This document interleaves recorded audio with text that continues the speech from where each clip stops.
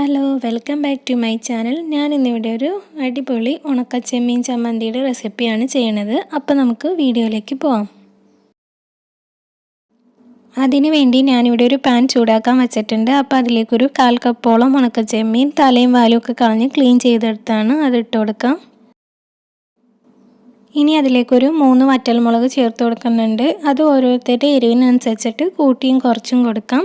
ഇനി ഇത് രണ്ടും കൂടി ഒന്ന് കുറഞ്ഞ ഫ്ലെയിമിൽ വെച്ചൊന്ന് റോസ്റ്റ് ചെയ്തെടുക്കണം.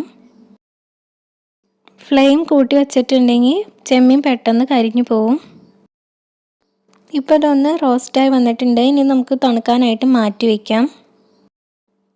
ചെമ്മീൻ ഒന്ന് തണുത്ത് വന്നു കഴിയുമ്പോൾ അതൊരു മിക്സിയുടെ ജാറിലേക്ക് ഇട്ട് കൊടുക്കാം.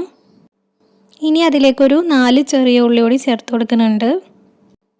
ഇനി ഇതൊന്ന് പൊടിച്ചെടുക്കണം. ഇപ്പോൾ ചെമ്മീനും ഉള്ളിയൊക്കെ ഒന്ന് പൊടിച്ചെടുത്തിട്ടുണ്ട്. ഇനി അതിലേക്കൊരു 1/2 കപ്പോളം തേങ്ങ ചിരകിയത് ചേർത്ത് കൊടുക്കുന്നുണ്ട്. 1/4 കപ്പ് ഉണക്കച്ചെമ്മീന് 1/2 കപ്പ് തേങ്ങയാണ് ചേർത്ത് കൊടുക്കുന്നത്. ഇനി അതിലേക്കൊരു ചെറിയ പീസ് വാളംപുളി കൂടി ചേർത്ത് കൊടുക്കുന്നുണ്ട്.